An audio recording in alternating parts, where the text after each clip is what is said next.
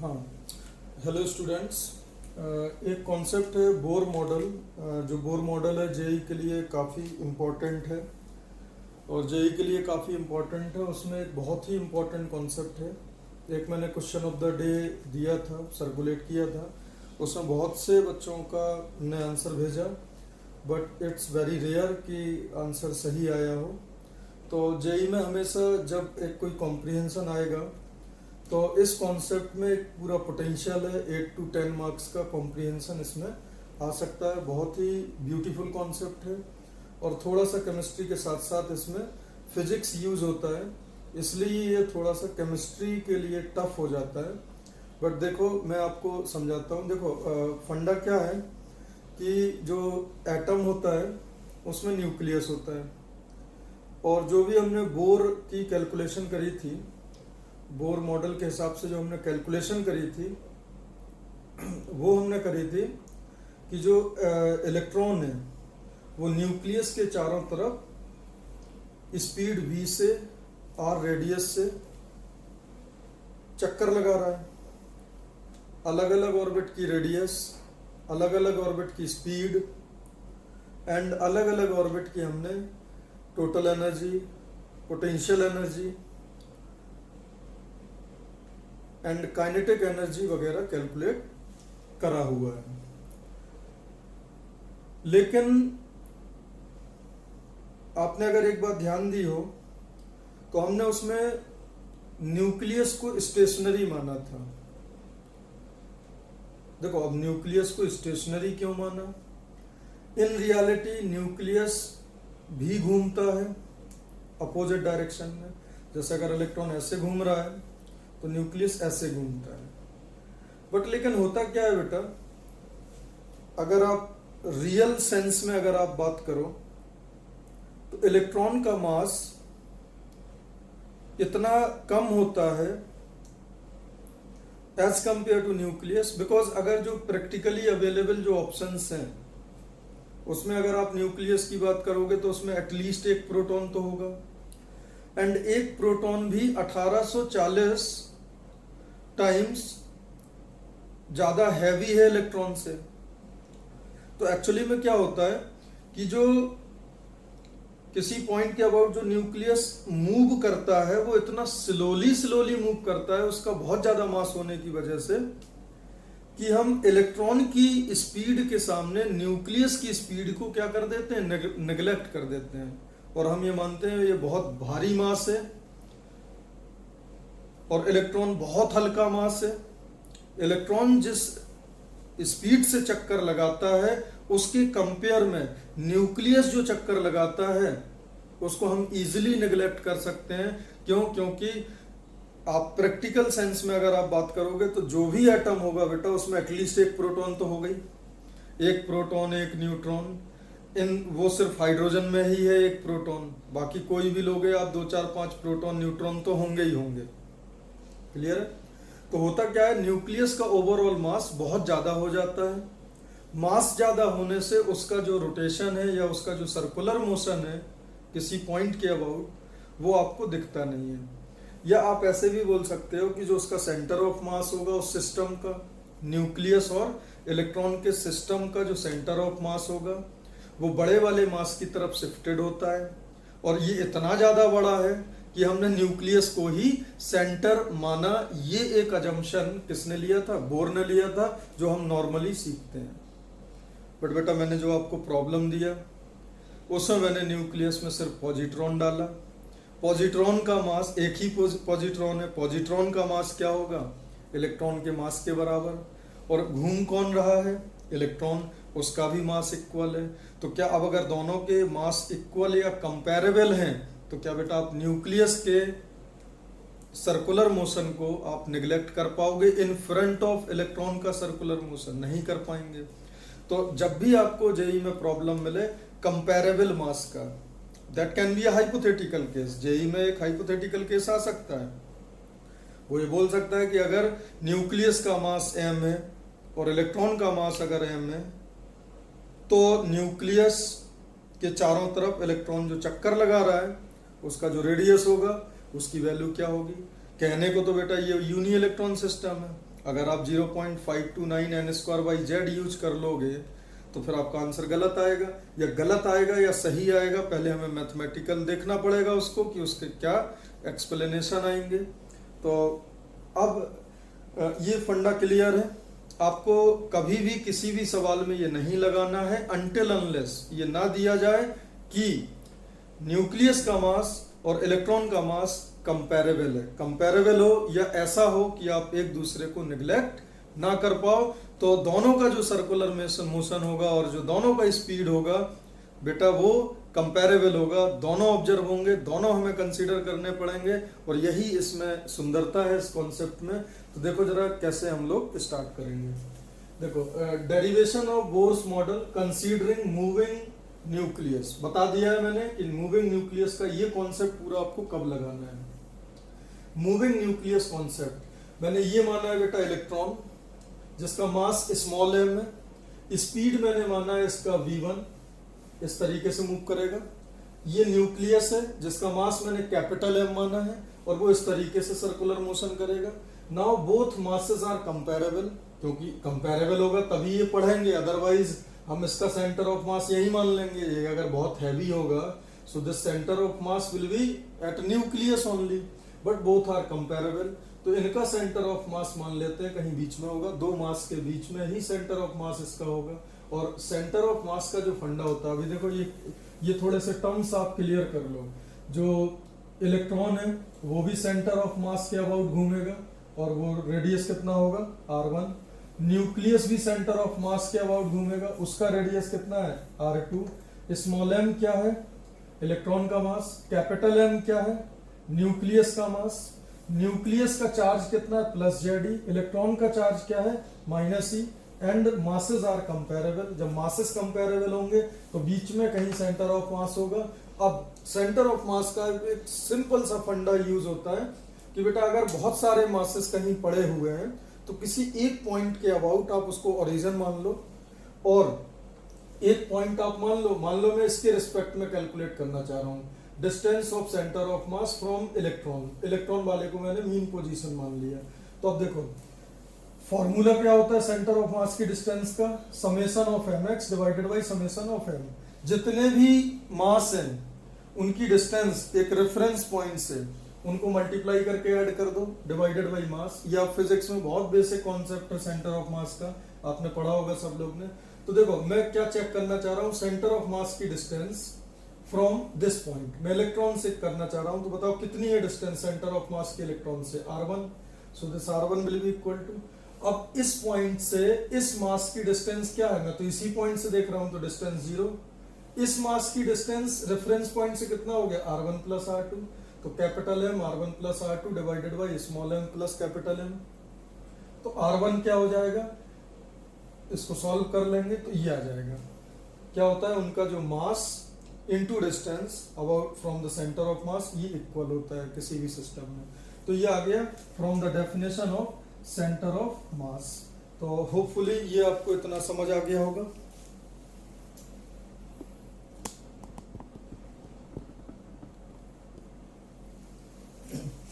Kindly note, if mass of electron and mass of neutron both are comparable then in reality both will move around the center of mass। अब समझो बेटा एक और game बहुत important, क्या हमें समझना है वो आप ध्यान से देखो।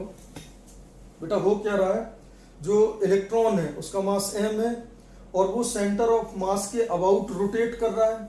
सेंटर ऑफ मास के अबाउट अगर रोटेट कर रहा है तो उसका सेंट्रीपिटल फोर्स कितना होगा m, उसका मास, उसकी speed v1 square divided by उसका रेडियस r1।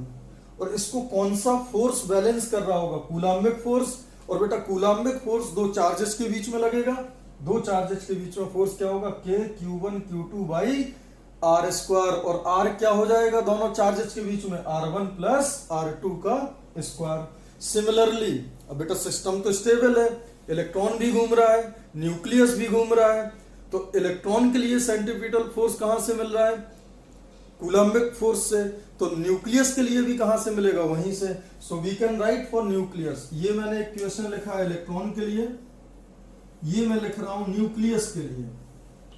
बेटा देखो m V1 square by R1 के Z E by R1 plus R2 का स्क्वायर। अब ये न्यूक्लियस के लिए कैपिटल M V2 स्क्वायर, उसका स्पीड V2 है और उसका रेडियस R2 है, सेंटर ऑफ मास से डिस्टेंस R2 है, and this force will be same by the definition of force, because force balance होगा। तो from these two equation we can easily say कि भाई m1 m small m v square by R1 is equal to capital M V2 square by R2, इसको हम easily कह सकते हैं। अब देखो इस अभी तक के डिस्कशन में हमें दो बातें पता चल गई हैं, एक ये रिलेशन, एक ये रिलेशन। अब देखो जरा आगे,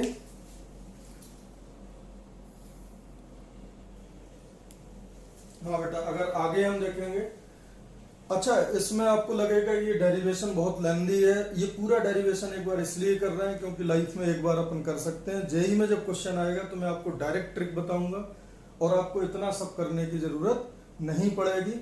बट हाँ, फॉर क्लैरिटी कॉन्सेप्ट कैसे कर रहा है, बिकॉज हम सब मैथमेटिकल लोग हैं, एप्टीट्यूड हमारा अच्छा है, तो हम सब एक बार तो एटलीस्ट देख सकते हैं। तो ये मत आप करना कि जेई में जब क्वेश्चन आएगा तो आपको ये सब सॉल्व करना पड़ेगा, ये सिर्फ एक बार करना पड़ेगा लाइफ में, आपको दोबारा आपको कभी करने की जरूरत नहीं पड़ेगी। क्यों? क्योंकि जब आप कॉन्सेप्चुअली स्ट्रांग हो जाएंगे तो आपको जो फाइनल फॉर्मूला आएगा उसका फील होगा, और फाइनल फॉर्मूले का अगर फील होता है तो याद करना इजी हो जाता है। देखो जरा, kinetic energy, potential energy, total energy, अभी अगर हमें इस सिस्टम का निकालना हो तो देखो जरा ध्यान से देखना सारे points. Kinetic energy of electron, तो भाई हाफ एम बी स्क्वायर, और एम क्या होता है उसका मास, और इलेक्ट्रॉन का मास स्मॉल एम है, उसकी स्पीड v1 स्क्वायर है। क्लियर है?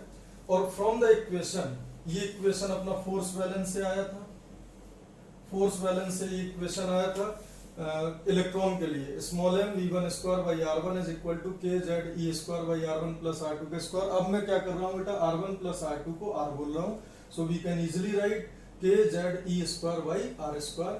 So what we can write, m v1 square is equal to is k z e square by r square into r1। इस r1 को मैंने यहाँ फिट कर दिया, मैंने हाफ से दोनों को मल्टीप्लाई कर दिया, और अगर हाफ से मल्टीप्लाई कर दिया तो ये टर्म आपका क्या बन गया बेटा, काइनेटिक एनर्जी ऑफ इलेक्ट्रॉन।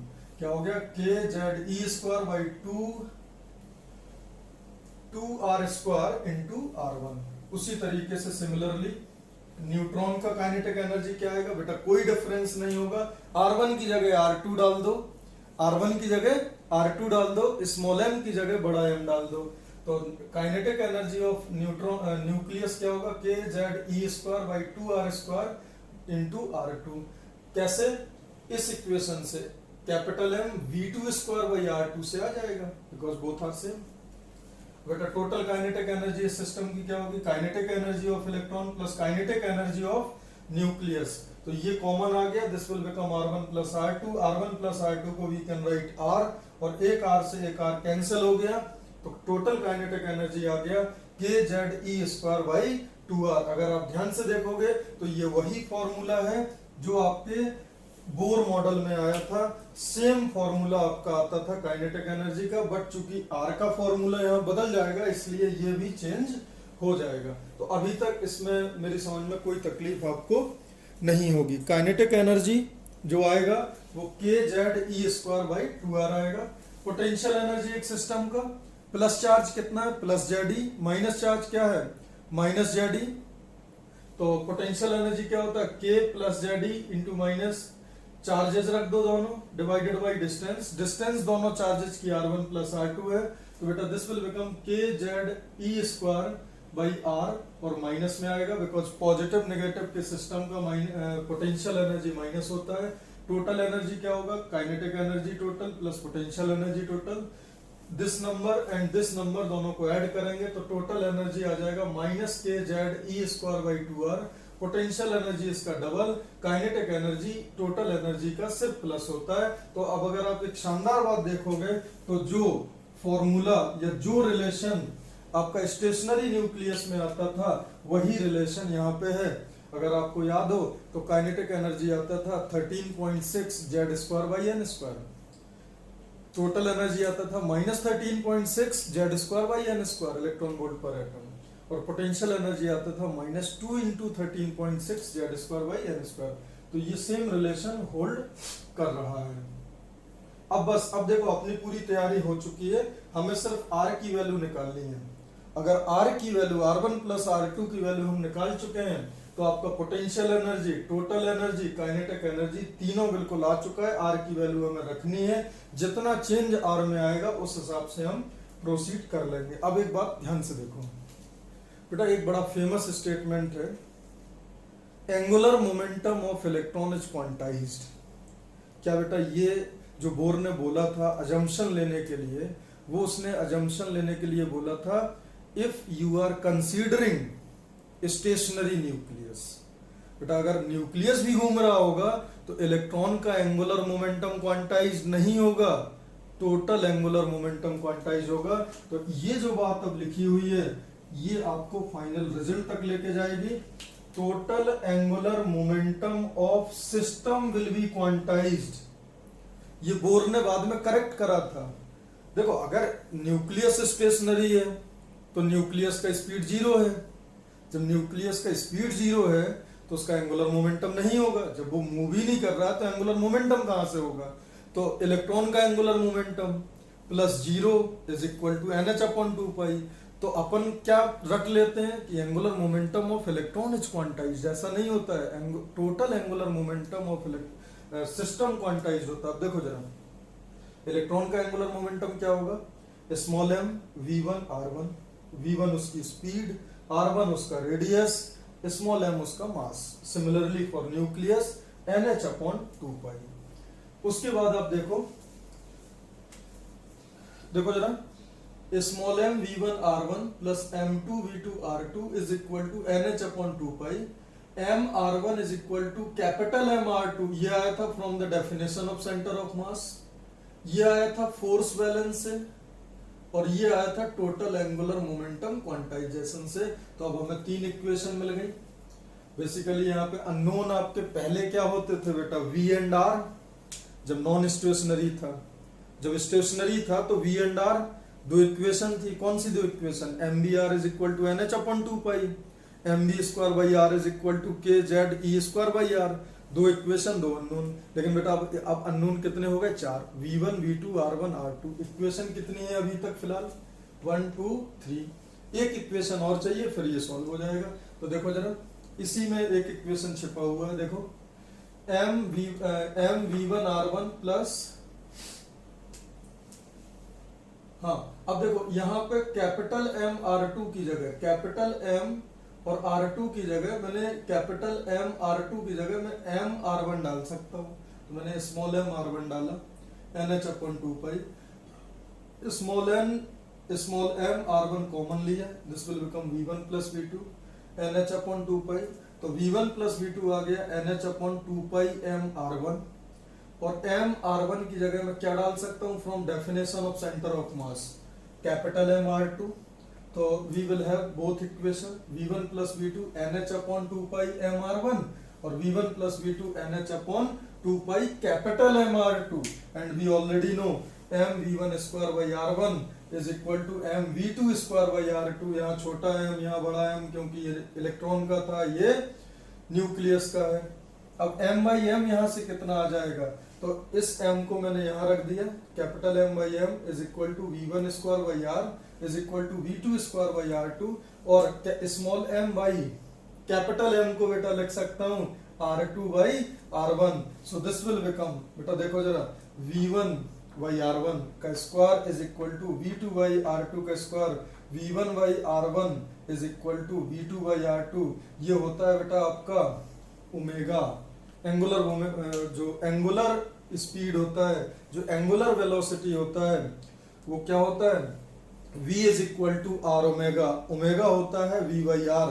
तो यहाँ पे बेटा जो उनका एंगुलर स्पीड है, जो एंगुलर स्पीड है वो भी सेम है। मतलब इसका स्पीड बाई डिस्टेंस, जैसे इसका स्पीड v, अगर इस तरीके से देखो आप यहाँ पे,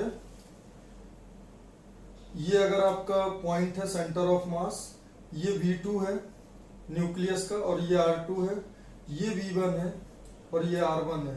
तो V1 बाई R1 जो होता है वो एंगुलर स्पीड होता है। वो क्या होता है? Angular speed. उनका एंगुलर स्पीड भी सेम है। मतलब जितना एंगल एक समय में वो फॉर्म करेगा उतना ही एंगल ये फॉर्म करेगा। तो ये एक सुंदर रिलेशन और आ गया जो कि मैथमेटिकल है, मतलब आप इसमें कोई रॉकेट साइंस नहीं है। V1/R1 is equal to V2/R2। तो अब आपके पास 4 इक्वेशन है और 4 अननोन है, चीजें बहुत आराम से सॉल्व हो जाएंगी, कहीं कोई तकलीफ नहीं है। देखो जरा इसको थोड़ा सा यहाँ, हाँ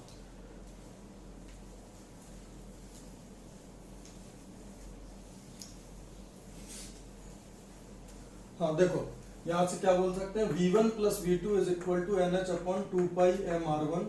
तो V1 प्लस, अब V2 की जगह क्या पुट कर दिया इस इक्वेशन से, V1R2/R1 NH upon 2πmR1 V1, और this will become V1 common ले लिया, R1 plus R2/R1 NH upon 2πmR1, R1 से R1 कैंसिल, तो V1 आ गया NH upon 2πm small r। V2 क्या आएगा, mr की जगह स्मॉल m की जगह कैपिटल M आ जाएगा। सिमिलरली अभी जो मैंने V2 की जगह V1 की वैल्यू डाली, V2 की जगह V1 की वैल्यू डाल दी, अब V1 की जगह V2 डाल देंगे तो ये इक्वेशन आ जाएगा। Now mV1² R1 is equal to KZE²R, ये तो हमें मालूम ही है, इसमें V1 की वैल्यू पुट कर दिया, वहां से देखो बेटा कितना सुंदर रिलेशन आया, R1 V1 की वैल्यू पुट कर दी, ये पुट कर दिया, तो NH अपॉन 2πmR का स्क्वायर, इसको जब पूरा सॉल्व करा तो ये बिल्कुल एग्जैक्टली सेम इक्वेशन आया जो स्टेशनरी केस में आता था, n²h²/4π²m/kZe²।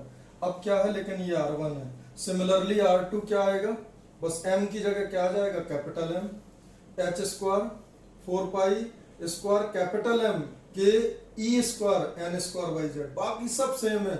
यहाँ पे बेटा न्यूक्लियस में कैपिटल M आएगा, इलेक्ट्रॉन में स्मॉल m आएगा।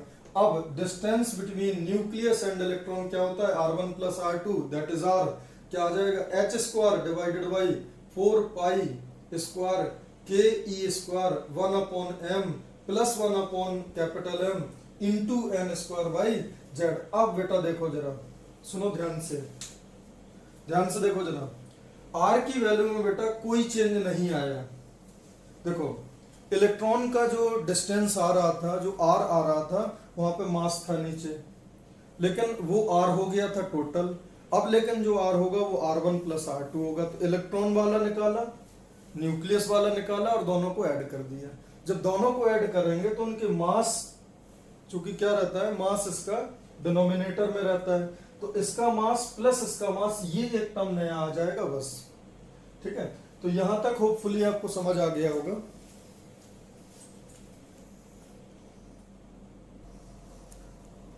हाँ बेटा, तो ये जो R1 प्लस R2 आया था उसकी वैल्यू क्या होगी, h² डिवाइडेड बाई 4πr² के E² 1/m1 प्लस 1/m2, ये आ जाएगा R is equal to R1 plus R2 h² 4π² के E² 1/m1 प्लस 1/m2। जो बेटा हुआ कुछ नहीं है, जो फॉर्मूला प्रीवियस वाला था वो है, सिर्फ इलेक्ट्रॉन का मास डिनोमिनेटर में रहता है, न्यूक्लियस का मास भी डिनोमिनेटर आ रहा है, दोनों को जब ऐड करोगे तो वो दोनों टर्म एक एक्स्ट्रा आ गए बस। और इस नंबर को बोलते हैं 1/μ। रिड्यूस्ड मास कॉन्सेप्ट आप सीखोगे। दो मास का जो सिस्टम होता है, अगर उसको हम एक मास कंसीडर करके सॉल्व करें तो उसको रिड्यूस्ड मास सिस्टम बोलते हैं। अभी उसकी जरूरत नहीं है, आप फिजिक्स में पढ़ोगे, मैंने मैथमेटिकली आपको समझा दिया। तो मैं क्या कर रहा हूँ, 1/μ is equal to 1/m1 plus 1/M लिख दे रहा हूँ। ये एक नया कांस्टेंट आप अभी के लिए मान लो। तो क्या आ जाएगा, अब बेटा ध्यान से देखो, यहाँ पे एक ऑपरेशन है और यही सबसे ज्यादा जरूरी है। R is equal to h² 4π² के E² बाई, ये एक्चुअली में m नहीं है, देखो ध्यान से, इसको मैंने क्या लिख दिया, इसको मैंने लिख दिया 1/m1, इसको मैंने क्या लिख दिया 1/μ n²/z। अब बेटा ध्यान से देखना, जो 0.529 आता था, इसको बेटा ध्यान से देखो, एक्चुअली में यहाँ पे एक मास का टर्म होता था। आप अभी रिकॉल कर लो क्योंकि जो रेडियस आया है इलेक्ट्रॉन का उसमें नीचे मास का टर्म है डिनोमिनेटर में, जब मास का टर्म है तो वो तो कांस्टेंट है, तो 0.529 जो आता था उसमें यहाँ पे एक मास का टर्म होता था। तो अगर मैं ऊपर नीचे एक मास का term electron, mass of electron अगर मैं ऐड कर दूं तो ये वाला नंबर क्या बन जाएगा 0.529 और m divided by mu into n square by Z, और म्यू क्या होगा 1/m प्लस 1/कैपिटल M। अब देखो सिमिलरली अब कुछ भी चेंज नहीं होना है, कुछ भी चेंज नहीं होगा, R की वैल्यू आपको पुट करनी है। टोटल एनर्जी क्या था -kZe²/2r, R की वैल्यू पुट करोगे, R इनवर्सली प्रोपोर्शनल है तो यहाँ पे एक्स्ट्रा क्या टर्म आया m/म्यू, वहां पे क्या आ जाएगा μ/m। सेम बिल्कुल फॉर्मूला, जो फॉर्मूला आपका स्टेशनरी ऑर्बिट का था ये था -13.6 n²/z, और चूंकि ये रेडियस का इनवर्सली प्रोपोर्शनल है kZe²/r, तो रेडियस में क्या आया m/म्यू, यहाँ क्या आ जाएगा μ/m। सेम पोटेंशियल एनर्जी क्या होता था टोटल एनर्जी का डबल, तो 2 मल्टीप्लाई कर दिया μ/m। Kinetic energy total energy के बराबर होता था प्लस में μ/m, तो एक एक्स्ट्रा टर्म ऐड हो जा रहा है μ/m, एंड म्यू क्या है, म्यू इस तरीके से है कि 1/म्यू is equal to 1/m divided by 1/M। आप अब दोनों के मास अगर आपको गिवन है दोनों की वैल्यू पुट कर लो, म्यू निकालो, म्यू आ जाएगा और μ/m पुट कर दोगे तो आंसर आ जाएगा। सिमिलरली देखो v1 जो स्पीड होगा वो nh/2πmr, r की वैल्यू मैंने पुट कर दी। r की वैल्यू जब आप पूरी पुट करोगे तो फाइनली इसमें भी अब आप अगर देखो तो v में भी क्या प्रोपोर्शनलिटी है, इनवर्सली प्रोपोर्शनल टू r, तो r में क्या एक्स्ट्रा टर्म आया, r में आया आपका m/म्यू, इसमें क्या आएगा μ/m। तो बेटा बिल्कुल सेम कॉन्सेप्ट है, इसमें कहीं कोई डिफरेंस नहीं है। अब होपफुली देखो अब आपको डायरेक्ट क्या याद रखना है, डायरेक्ट आपको क्या याद रखना है, सुनो ध्यान से। अगर आपका स्टेशनरी न्यूक्लियस है तो रेडियस का फॉर्मूला क्या होता था 0.529 n²/z। इसमें बस आपको क्या करना है mass of electron divided by mu, और म्यू क्या है 1/म्यू is equal to 1/m plus 1/M। Clear है। अब न्यूक्लियस का मास, इलेक्ट्रॉन का मास, उनको डिवाइड करके 1/मास ऑफ इलेक्ट्रॉन प्लस 1/मास ऑफ न्यूक्लियस, इससे 1/म्यू आ जाएगा, उससे म्यू आ जाएगा, और m/म्यू आपको मल्टीप्लाई कर देना है, आपका टोटल रेडियस आ जाएगा, डेफिनेटली वो चेंज होगा। ठीक है। सेकंड टोटल एनर्जी कितना था -13.6 Z²/n², अभी भी वो रहेगा, लेकिन अब किससे मल्टीप्लाई होगा μ/m से। क्यों? क्योंकि रेडियस का इनवर्सली प्रोपोर्शनल है टोटल एनर्जी, तो क्या हो जाएगा आपका यहाँ पे मल्टीप्लाइंग जो फैक्टर होगा वो μ/n होगा। काइनेटिक एनर्जी में भी वही होगा, पोटेंशियल एनर्जी में भी वही होगा, और स्पीड में भी वही होगा। क्यों? Speed is also inversely proportional to radius. तो ये होपफुली आपको समझ आ गया होगा। अब जो मैंने क्वेश्चन दिया था उसको मैं डिस्कस कर लेता हूँ।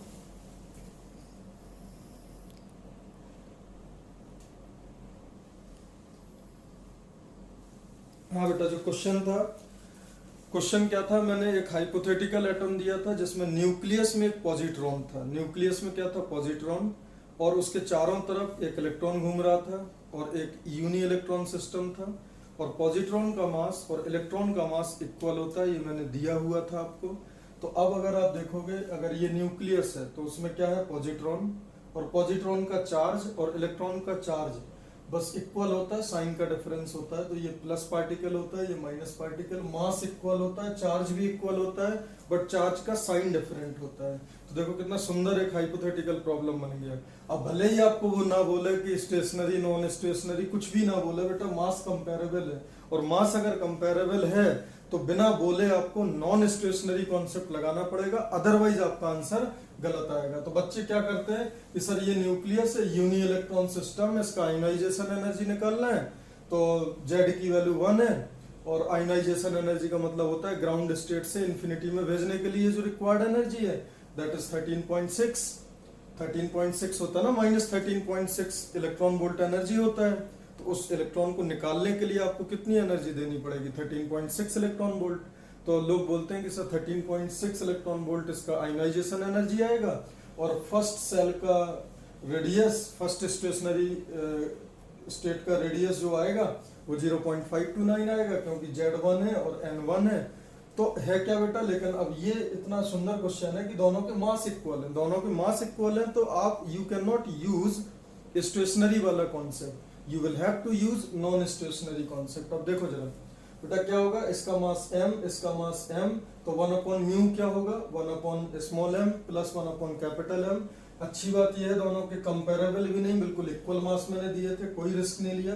तो 1/μ क्या हो जाएगा, 2/m, तो म्यू क्या हो जाएगा, m/2, तो μ/m क्या हो गया, हाफ। अब टोटल एनर्जी में क्या सिखाया था कि जो फॉर्मूला होता था स्टेशनरी वाला वो तो होता ही था, साथ में μ/m और ऐड कर दो और इलेक्ट्रॉन वोल्ट में आप आंसर आ जाएगा। तो अब देखो ये तो सेम है, Z1 है, Nv1 होगा, तो 1/1, और इसकी वैल्यू क्या हो जाएगी, हाफ, तो ये बन गया -13.6/2। इसका मतलब फर्स्ट सेल की एनर्जी हाफ हो जाएगी पॉजिट्रॉन और इलेक्ट्रॉन वाले सिस्टम में। जब उसकी टोटल एनर्जी हाफ हो जाएगी तो उस इलेक्ट्रॉन को निकालने के लिए रिक्वायर्ड एनर्जी भी क्या हो जाएगी, हाफ हो जाएगी। तो ये टोटल एनर्जी है। आयनाइजेशन एनर्जी का मतलब होता है रिक्वायर्ड एनर्जी, तो इतनी एनर्जी आपको प्लस में देनी पड़ेगी, और इतनी एनर्जी कितनी देनी पड़ेगी, हाइड्रोजन में जो देनी पड़ेगी उसकी आधी एनर्जी आपको देनी पड़ेगी। तो ये बहुत ही शानदार क्वेश्चन है। अगर हाइड्रोजन होता तो आयनाइजेशन एनर्जी 13.6 इलेक्ट्रॉन वोल्ट होगा, यहाँ पे 13.6/2 होगा। यही सुंदरता है इस क्वेश्चन में। Radius 0.529 n²/z। अब यहाँ पे मल्टीप्लाइंग फैक्टर क्या होगा, m/μ, और 0.529, n की वैल्यू 1, z की वैल्यू 1, और m/μ 2 हो जाएगा। बेटा रेडियस फर्स्ट बोर ऑर्बिट की जो रेडियस है वो देखो डबल हो जाएगी। यही इस क्वेश्चन में ब्यूटी थी। तो होपफुली ये आपको समझ आ गया होगा। स्पेशली जो 11th वाले बच्चे हैं वो बड़े आराम से आप सॉल्व करो, बिकॉज आपने हो सकता सेंटर ऑफ मास का आपको आइडिया ना हो। वीडियो को पॉज करो, कॉन्सेप्ट समझो। बहुत ज़्यादा कुछ ऐसा नहीं है, आप सारी चीज़ें अभी पढ़ोगे, बट आप लोग डायरेक्ट फॉर्मूला याद रखना। रेडियस में क्या मल्टीप्लाई करना था, m/μ। म्यू क्या था, 1/μ इज इक्वल टू 1/मास of electron plus mass of nucleus. और टोटल एनर्जी में μ/m, काइनेटिक एनर्जी में μ/m, पोटेंशियल एनर्जी में μ/m, स्पीड में μ/m, सब में μ/m, रेडियस में m/μ, और म्यू आपको निकालना आ गया। अब बेटा इसमें डिफरेंट टाइप के हाइपोथेटिकल क्वेश्चन बनेंगे। बोलेगा न्यूक्लियस का मास 2m है और इलेक्ट्रॉन का मास m है, तो बेटा क्या होगा, म्यू चेंज होगा। बेहतरीन सुंदर प्रॉब्लम इसमें बनती रहेंगी। होपफुली आपको समझ आ गया होगा। Thank you.